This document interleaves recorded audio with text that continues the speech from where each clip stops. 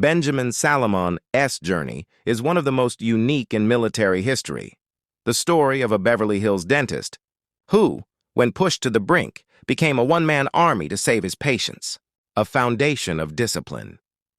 A native of Milwaukee, Salomon was a high achiever long before the war.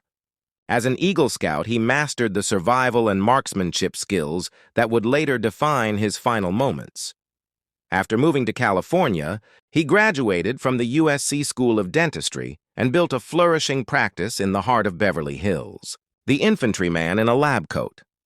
When the United States entered World War II, Salomon was drafted into the Dental Corps. While the Army saw him as a medical asset, Salomon saw himself as a soldier. He spent his off-duty hours training alongside infantrymen, eventually becoming so proficient in combat tactics and fitness that he outperformed the very soldiers he was assigned to treat.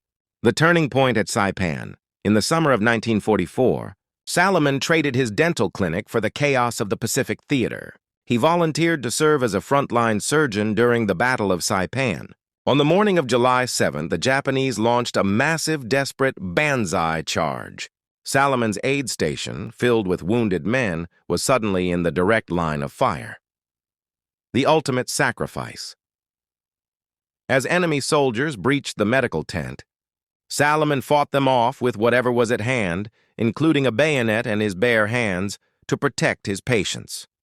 Recognizing that the station would be overwhelmed, he ordered the wounded to be evacuated while he stayed behind to hold the line alone. Manning a heavy machine gun, Salomon faced down a force of thousands. He moved his weapon multiple times to clear his field of vision as the stacks of fallen enemies grew. He was eventually killed at his post, having suffered dozens of wounds, but his stand allowed his patients to escape to safety. In front of his position lay the bodies of 98 enemy soldiers, a long overdue honor.